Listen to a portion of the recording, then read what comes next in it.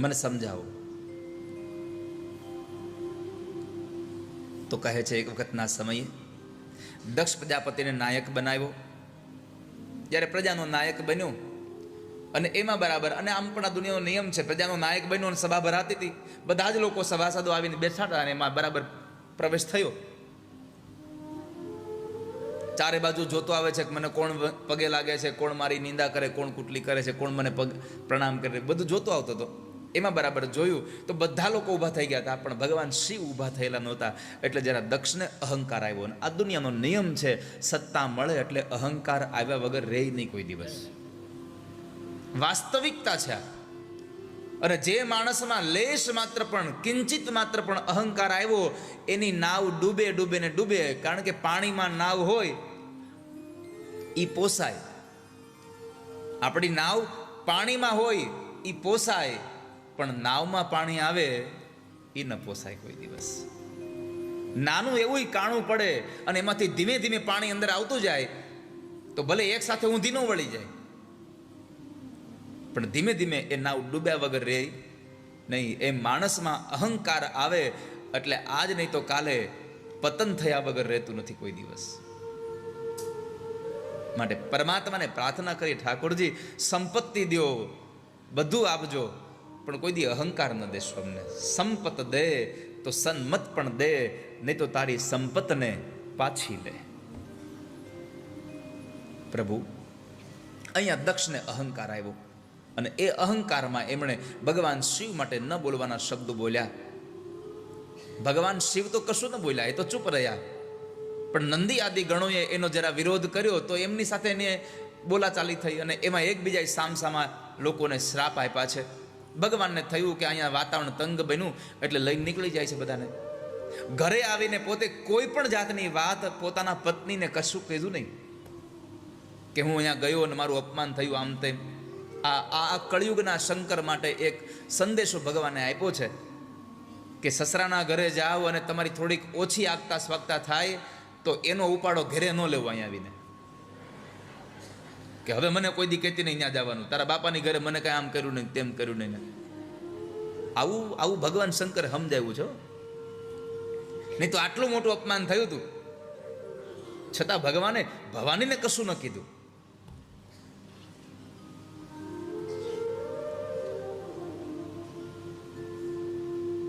પોતે તો પોતાના કર્મમાં મશગુલ હતા. આ બાજુ દક્ષ પ્રજાપતિએ નક્કી કર્યું કે મારું અપમાન કર્યું એનું અપમાન મારે કરવું છે, એટલે યજ્ઞનું આયોજન કર્યું. અને એ યજ્ઞના આયોજનમાં એમણે બધા જ દેવી દેવતાઓને બોલાવ્યા, પણ ભગવાન શિવ અને પોતાની દીકરી ભવાનીને ન બોલાવ્યા. જે દિવસે યજ્ઞ હતો એ દિવસે બધા જ દેવતાઓ નીકળ્યા, કૈલાસ ઉપરથી નીકળ્યા. હાલો જરા જોતા જાય કે દીકરીને જમાઈ શું કરે છે. દુનિયામાં આવા બહુ બધા લોકો છે. એને ખબર હોય કે ભાઈ આપણે જે જગ્યાએ પ્રસંગમાં જાય છીએ ત્યાં આ ફલાણા ભાઈને આમંત્રણ નહીં હોય તોય આપણે ચાય કરીને પૂછવા જઈએ તમારે આમંત્રણ આવ્યું છે. તને ખબર છે પણ કોઈક માથા ન મળે ને ભવાનભાઈ. એકવાર એક ગામમાં ભોજન સમારંભ રાખેલો એક વ્યક્તિએ, બધાને આમંત્રણ આપેલું, એક માણસને આમંત્રણ નહોતું આપેલું એને. અને ગામમાં એવું હોય જ, તમારે આખા ગામ હારે બનતું, પણ એકાદો તો એવો હોય જ કે જેને તમારે બનતું જ ન હોય. તો એણે આખા ગામને જમણવાર આપેલું. તો જેને આમંત્રણ નહોતું આપ્યું એની ઘરે એક જણો ગયો, એને ઓળખીતો, બેઠો ચા પાણી પીધા ને પછી પૂછ્યું કે તમને ખબર છે ફલાણા ભાઈએ આખા ગામને જમણવાર આપ્યું છે? તો જેને આમંત્રણ નહોતું મળ્યું એને શું જવાબ આપ્યો ખબર છે? આખા ગામને જમાડે એમાં મારે હું? આખા ગામને જમાડે એમાં મારે હું? એક ક્ષણના વિરામ પછી એમણે તરત પાછું પૂછ્યું કે તમને આમંત્રણ નથી આપ્યું? તો એણે જવાબ આપ્યો કે મને આમંત્રણ ન આપે એમાં તારે હું? ગામને જમાડે એમાં મારે શું, અને મને ન બોલાવે એમાં તારે હું? અશોકભાઈ, આવી વૃત્તિ રાખે અને કોઈ દી દુઃખી થવું ન પડે કોઈ દી. પણ ઘણાને આવી ટેવ હોય, એને ખબર હોય કે આણે આજે હાર પહેર્યો છે એનો નથી, બીજાનો માગેલો છે, તોય પૂછે આ હાર હમણાં લીધો તમે, નવો લીધો? એને ખબર જ હોય બધી. અને આ દુનિયામાં તમને પૂછે ને ત્યારે સમજવું આને ખબર છે એટલે પૂછે છે. એ ચેક કરતા હોય, એ પરખવા આવ્યા હોય. અને પરખવાની વાત આવી તો હું તમને એક વાત બતાવું વાલા વૈષ્ણવ. આ દુનિયામાં જેટલું છે ને એને બહુ પરખવાના બહુ અભરખા ન રાખવા. જે જેવું છે એવું સ્વીકારી લેવું તૈયાર થયું. આપણે એને તપાસવા જાય છે એટલે પછી બધું હાથમાં જ જાય છે. ગાંઠનું ગોપીચંદનો જ જાય છે. બશીર બદ્ર સાહેબને એક ગઝલના એક બે શેરો છે. परखना मत परखने में कोई अपना नहीं रहता, परखना मत परखने में कोई अपना नहीं रहता, किसी भी आईने में देर तक चेहरा नहीं रहता. માણસ ઓળખવા માટે બહુ તે પ્રયત્ન કરે અને પછી ઓળખાઈ જાય પછી આપણે એના રહેતા જ નથી, આપણા જ રહેતા.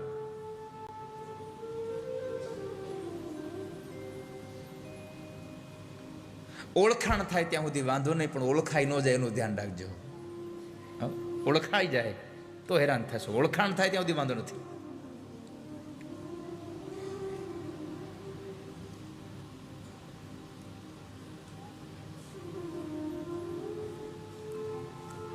અમુક અમુક વ્યક્તિની સાથે ઓળખાણ કરવા કરતા એની હારે એમનેમ જોડાઈ જાવ, એમનેમ રહી જાવ. तो परखना मत परखने में कोई अपना नहीं रहता. तो આ બધા જ લોકો જાણી જોઈને આમ કૈલાસ ઉપરથી ચાલ્યા. માં ભવાની તો કથા સાંભળતા હતા, ભગવાન શિવ કથા કરતા હતા. ભવાનીનું ધ્યાન ગયું એટલે ભગવાનને પૂછ્યું, પ્રભુ આ બધા ક્યાં જાય છે? તો કે તમારા પિતાજીના ઘરે. કેમ? ત્યાં યજ્ઞ છે. ભવાનીને ધ્રાસકો પડ્યો, મારા બાપની ઘરે યજ્ઞ છે અને મને ખબર નથી. પછી ભગવાન મહાદેવે આખી માંડીને વાત કરી કે આવું બન્યું એટલા માટે થઈને એણે યજ્ઞ કર્યો છે ને આપણને બંનેને આમંત્રણ નથી આપ્યું, આપણું અપમાન કરવા માટે. ભવાની કીધું, પ્રભુ હાલો જઈએ આપણે, હું મારા પિતાજીને સમજાવી દઈશ, તમારા બેયની વચ્ચે સમાધાન કરી દઈશ. ભગવાને કીધું કે ભવાની એક વાત કહું, આવકાર ન હોય ને કોઈ જવાય નહીં હો. આવ નહીં આદર નહીં નહીં નૈનું માને, વો ઘર કબહુ ન જઈએ ભલે કંચન વરસે મેં. આવકાર ન હોય તો કદી જાવું જ નહીં. તમે કોઈના ઘરે મહેમાન થઈને જાઓ ને એ ભાઈ પલંગમાં બેઠા હોય ને ઊભા ન થાય તો દરવાજે પાછું વળી જવું. સમજી જવાનું, આપણો વારો પલંગમાં બેહવાનો નહીં આવે, આપણે પાંગથે જ બેહવું પડશે. ને પાંગથે બેહવું પડે ત્યાં કોઈ દી ન જવું. પાંગથમાં ખબર પડે છે ને? કેટલા લોકોને ખબર છે? નહીં તો હવે સેટી આવી ગઈ ને એટલે એમાં પાંગત ન આવે. સોફા આવી ગયા. કૌશિકભાઈ, હવે સોફા આવી ગયા ને એટલે હવે એમાં પાંગત, હવે આ સોફામાં તમે પાંગત ક્યાં લેવા જવી?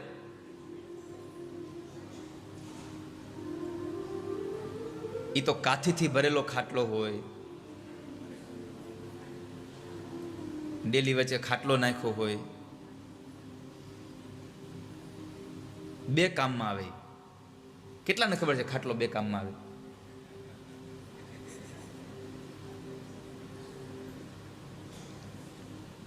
એક તો ખાટલો આરામ માટે કામમાં આવે અને કાથીનો ખાટલો જ્યારે વાહામાં ખંજવાળ આવે ને તે કામમાં આવે.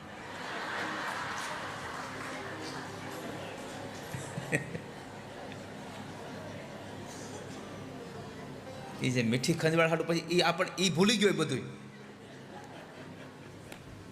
મેં જોયા છે આવા. અમુક તો દિવાલનો ખૂણો હોય ને, આમ ખૂણો ન્યા મંડાણો હોય. તમે વિચાર કરો, એ ખંજવાળની કેટલી પરાકાષ્ઠા હશે. એ દુનિયા ભૂલી જાય. વાહળી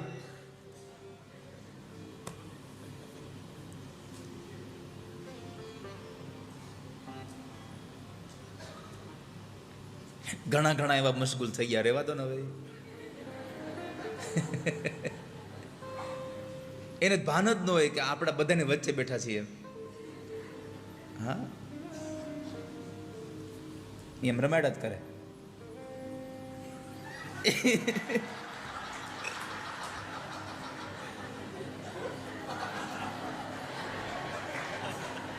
એ ભૂલી જાય કે હું આ બધાની વચ્ચે બેઠો છું.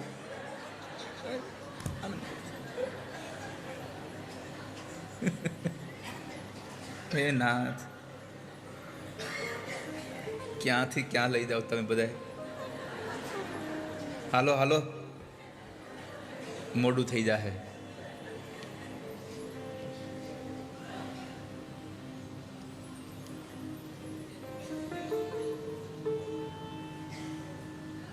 ભગવાને એક વાત બહુ સરસ કરી છે કે ભવાની, આવકાર ન હોય તો જવું ન જોઈએ. અને સૌથી વધારે વાત, તમારા ઓળખીતા લોકો, તમારા સ્વજનો જો તમારો સન્માન ન જાળવી શકે તો ત્યાં કોઈ દી ન જાવ. કારણ કે સૌથી વધારે દુઃખ ત્યારે થાય છે જ્યારે આપણા ઓળખીતા લોકો આપણું અપમાન કરે છે. યદિ વ્રજીષ્ય સતિહાય મદવચો ભદ્રમ ભવત્યા ન તતો ભવિષ્યતિ. ભવાની, હું તમને હજી સમજાવું છું, સમજી જાઓ. અજાણ્યા લોકો અપમાન કરે સહન થઈ જાય, પણ જાણીતા લોકો અપમાન કરે સહન નહીં થાય કોઈ દિવસ. આ તમારા બધા પોતાના છે. છતાં ભવાની થયું કે ના, મારે જવું છે, મારે જવું છે. ભગવાને કીધું તમે જાઓ, હું નહીં આવું. ભવાનીના મનમાં એક વિચાર હતો કે હું જઈને મારા પિતાજીને સમજાવીશ, એ સમજી જશે. એટલા કદાચ આ ઘટના અહીંયા પૂરી થઈ જશે. આવા સદ વિચાર સાથે ભવાની નીકળે છે.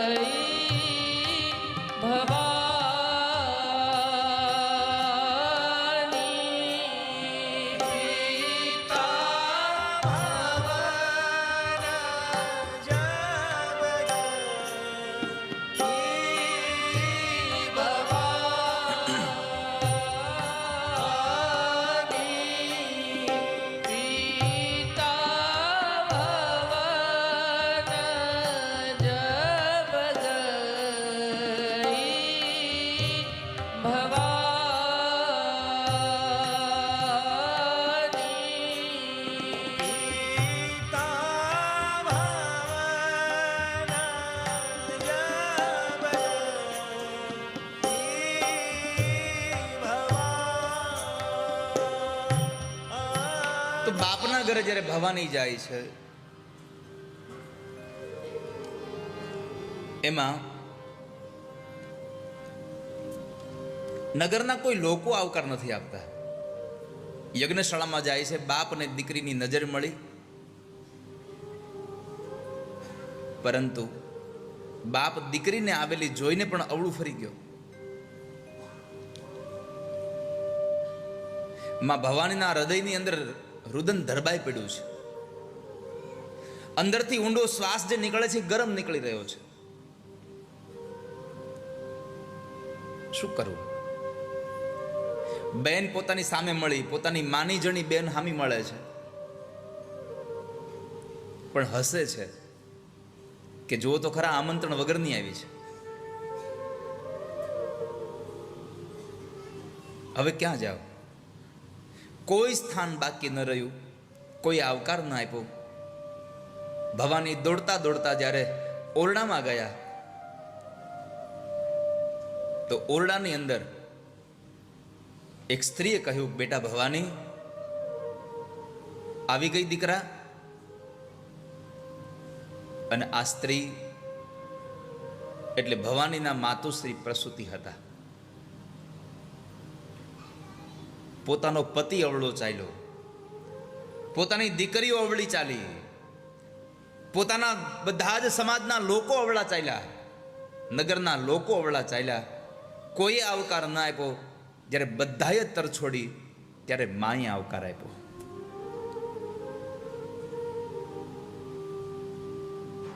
કેમ? આ સંસારમાં તમને બધા તરછોડી શકે, એક મા પાત્ર એવું છે જે જિંદગીમાં તમને તરછોડી ન શકે ક્યારે. ગમે તેમ કરો તમે. કુપુત્રો જાય તક પચિદ ભીખુ માતાન ભવતી. સંતાન દીકરો કદાચ પુત્ર કપુત્ર બને, છોરું કછોરું થાય,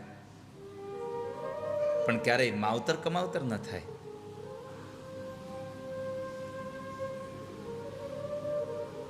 માએ આવકાર આપ્યો. મારે આ કથામાંથી એટલો સંદેશો આપવો છે ખાલી, કે જેમ ગમે તેવી પરિસ્થિતિ હોય પણ મા બાપ નથી સંતાનને છોડતા, એમ તમામ સંતાનોને મારી પ્રાર્થના છે, ગમે તેવી સ્થિતિ હોય, ગમે તેવી પરિસ્થિતિ હોય, બધું છોડી દેજો, તમારા મા બાપને ન છોડશો કોઈ દિવસ. બધું છૂટી જાય, મા બાપ ન છૂટે કોઈ દિવસ.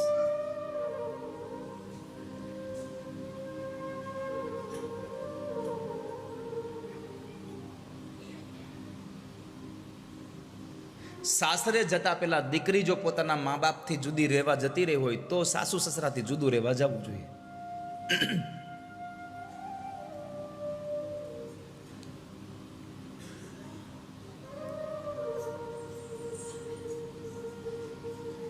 આપણે શું જોઈએ છે ને એ જ નથી ખબર પડતી આપણને. તો લગ્ન થયા પછીના 2-5 મહિનામાં તમે વિચાર કરો, લોકો નક્કી કરી લે કે આપણે નહીં ભેગું થાય અને સાસુ સસરાથી જુદા વ્યાજે રહેવા.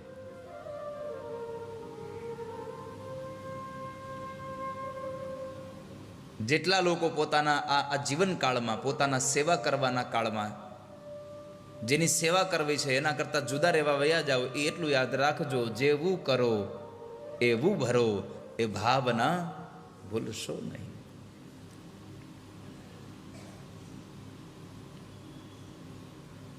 માં તત્વ જેવું છે, પોતાના મોઢામાંથી કાઢીને પણ દીકરાઓને ખવડાવે. પોતાની સ્થિતિ ગમે તેવી હોય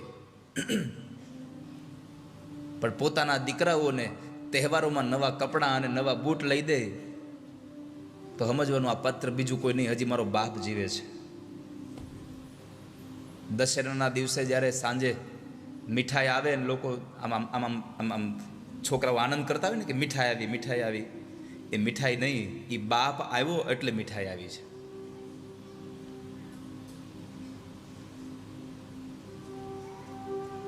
જૂના બૂટ ચપ્પલમાં બાપ તહેવારો વિટાવી દે પણ પોતાના છોકરાઓને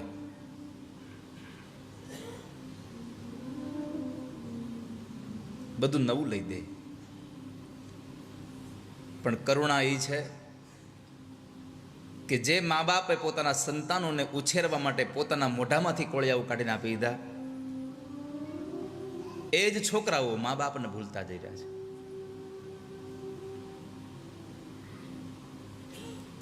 એક છોકરો એટલા સરસ કપડાં પહેરીને કોલેજમાં ભણવા જાય, શૂઝ પહેર્યા હોય, સરસ મજાની એની કીટ હોય. મને તો હજી નથી સમજાતું, કોલેજમાં ભણવા જાય તો ચોપડા લઈ જ ન જવાનું એને, એક ખાલી રફ બુક હોય અંદર, એ બસમાં બેઠો બેઠો કોકનું ચિત્ર દોરવા માટે. કોલેજમાં ભણવાના ચોપડા જ નહીં આવતા હોય.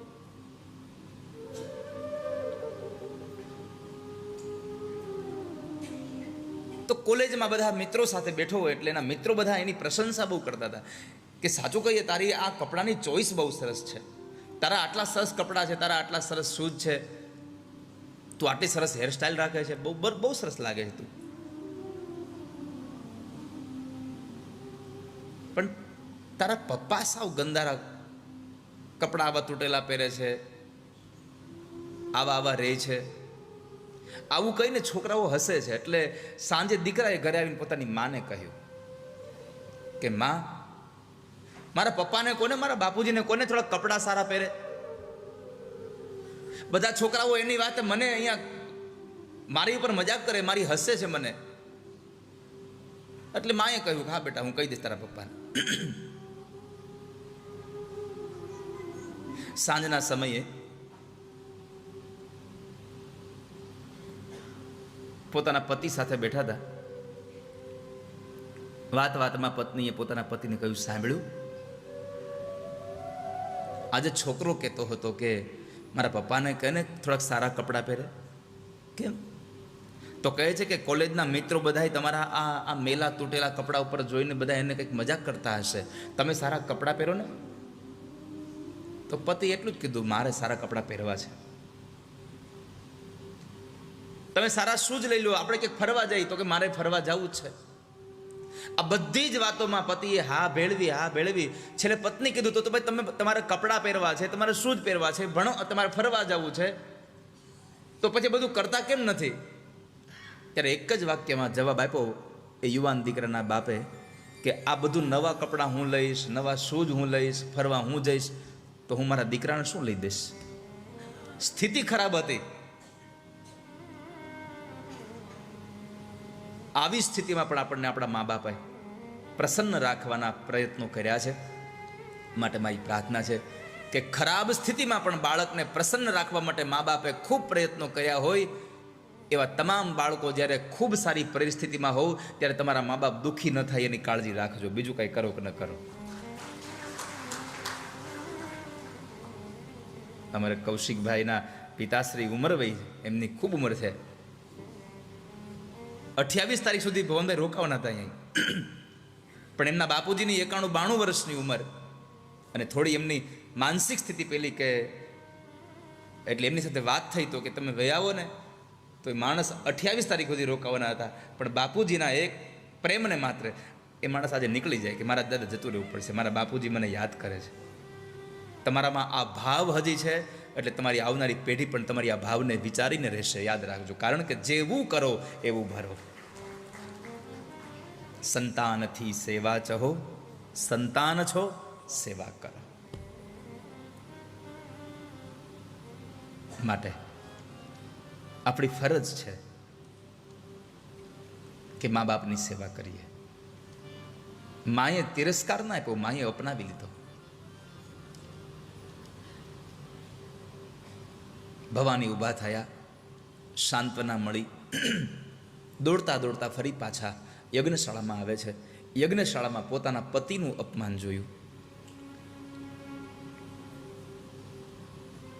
13 શ્લોકોમાં સભાસદોને સંબોધીને કહ્યું છે કે સાંભળો સભાસદો, જેણે પણ ભગવાન શંકરની નિંદા કરી છે એને શિવ નિંદાનું ફળ મળજો. જેણે પણ શિવની નિંદા સાંભળી છે એને પણ નિંદાનું ફળ મળજો. ભવાનીએ 13 શ્લોકોમાં ભાષણ કરીને શ્રાપ આપ્યો. પછી એટલો ક્રોધ આવી ગયો, ક્રોધમાં અગ્નિ દેખાતો નથી છતાં માણસ બળી બહુ જાય છે.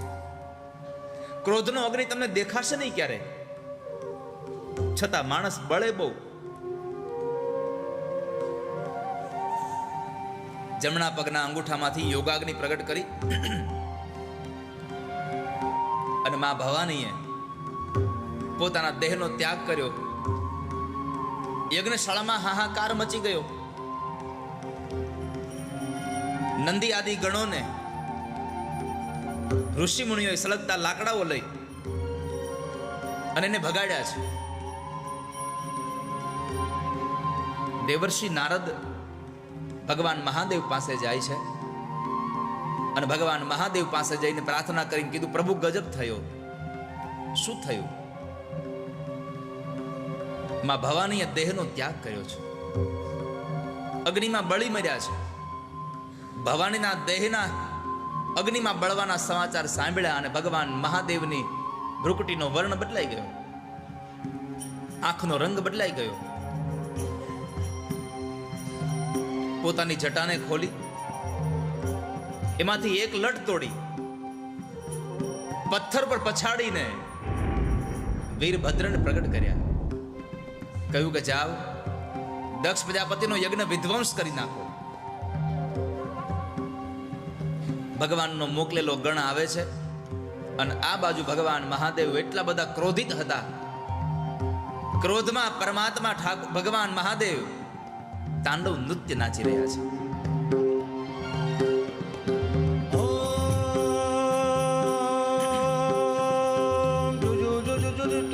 ના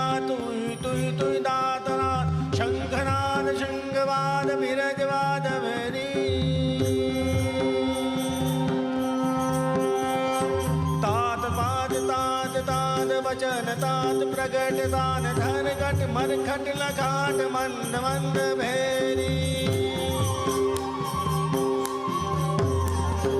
अवनी गण सुमन जात मरकत हरकत खुशाल मुनि जन मानस विशाल अमित मोल राजे बम बम बम डमरू वाद नाद भेद सरसुराज शंकर महाराज आज तांडव नाचे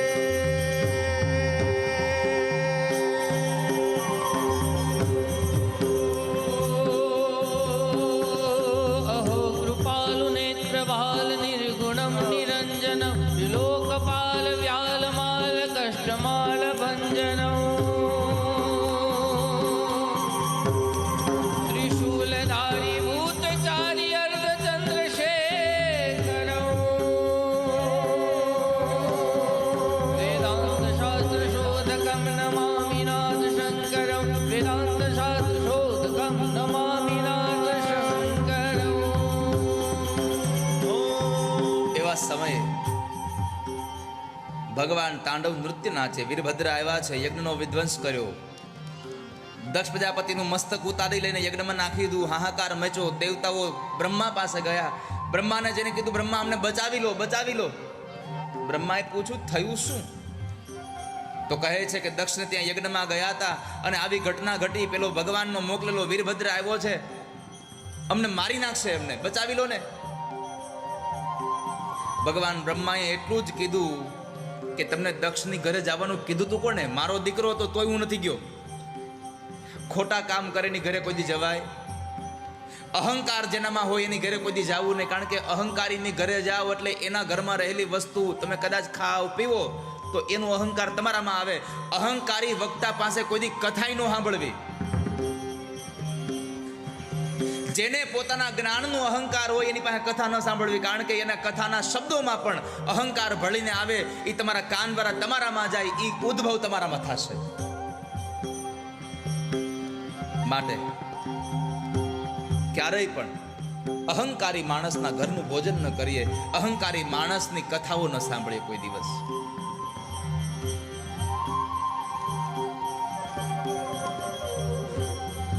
વક્તા ભગવાનની કથાનો વક્તા સૌમ્ય હોવો જોઈએ, મૃદુ હોવો જોઈએ.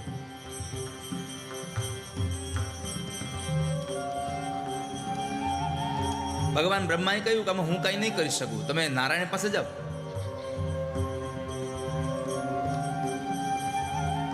બ્રહ્માજીને સાથે લઈને નારાયણ પાસે આવ્યા. ભગવાન નારાયણને પ્રાર્થના કરી. નારાયણે કીધું કે આમાં મારું કઈ કામ નથી, તમે શિવને મળો. દેવતાઓ કહે, પ્રભુ અમે તમારા વગર જઈએ તો, અમે શિવ પાસે જઈએ તો મરી જાય, ચાલો સાથે.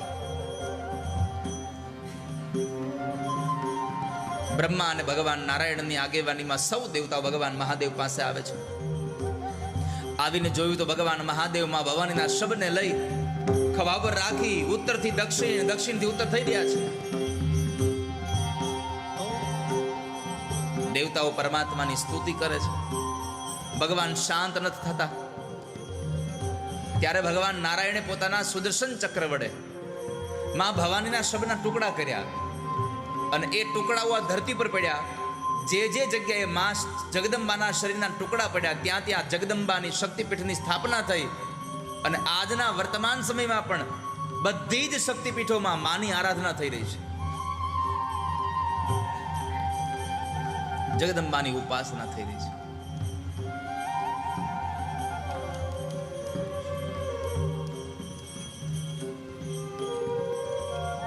દેવતાઓએ ભગવાનને સ્તુતિ કરી, ભગવાન મહાદેવને શાંત કર્યા. ભગવાન મહાદેવ શાંત થયા. ભગવાને વીરભદ્રને શાંત કરાવડાવ્યો. વીરભદ્રને શાંત કરીને પછી દેવતાઓની સ્તુતિને આધીન, ભગવાનના નિવેદનને આધીન કે પ્રભુ તમે દક્ષને સજીવન કરો. દક્ષ સજીવન કરવા માટે ભગવાને બકરાનું મસ્તક ઉતારી લઈ એની સાથે જોડ્યું, પ્રાણ પૂર્યો, ઊભો થયો, ભગવાન મહાદેવની સ્તુતિ કરવા ગયો. બોલી ન શક્યો એટલે પછી એને હાથથી તાળીઓ પાડી, તાળીઓ પાડીને ભગવાનની સ્તુતિ કરી.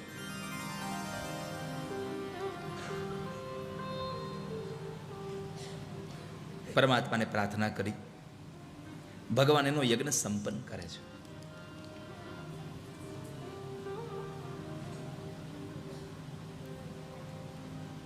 દક્ષ પ્રજાપતિના આ યજ્ઞની કથામાં સૌથી મોટો સંદેશો છે કે પોતાની સત્તાનો કોઈ દુરુપયોગ ન કરવો. બીજું, કોઈ પણ વસ્તુનો અહંકાર ન કરવો. તમારા પતનનું સૌથી મોટું કારણ છે અહંકાર.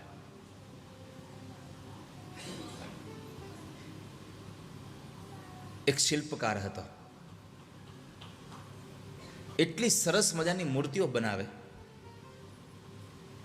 કોઈ માણસની મૂર્તિ બનાવે તો કોઈ એમ ન કહી શકે કે આ ઈ માણસ નથી. એમ ખાલી હૃદય ધબકતું ન હોય એટલી જ બસ ખામી, બાકી બધું જ એઝ ઇટ ઇઝ. એમાં એને ખબર પડી કે યમરાજા લેવા આવે કોઈ દિવસ. તેણે નક્કી કર્યું કે યમરાજા લેવા આવે ઓળખે તો લઈ જાય ને. પોતાના જેવી જ 15 મૂર્તિઓ બનાવી દીધી. અને જ્યારે યમરાજ લેવા આવ્યા તો 15 મૂર્તિની વચ્ચે ઊભો રહી ગયો. એમના દૂતો બધા આવીને શોધે છે કે આ માણસ ગયો ક્યાં. આપણને તો આપણા મહારાજે એકને લઈ આવવાનું કીધું છે, અહીંયા તો આ 16 જણા છે આવા.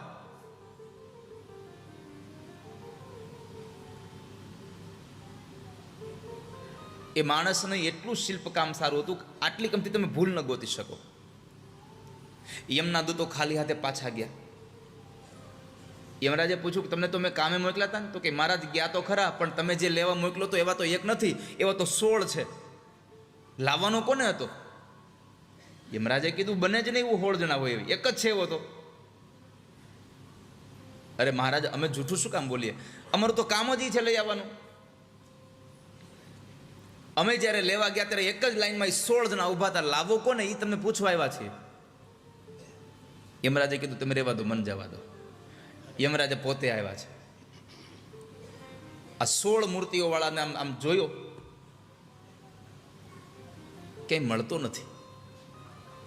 યમરાજાએ કીધું કે આમ તો જવાય નહીં ખાલી હાથે. પછી યમરાજાએ ચાલુ કર્યું, વાહ શું કારીગરી કરી છે. આટલી સરસ મૂર્તિઓ બનાવી પણ ક્યાંય આમાં નક્ષ ક્યાંય ભૂલ નથી કોઈ જગ્યાએ. ગમે તે મૂર્તિ જુઓ એક જ સરખી બધી.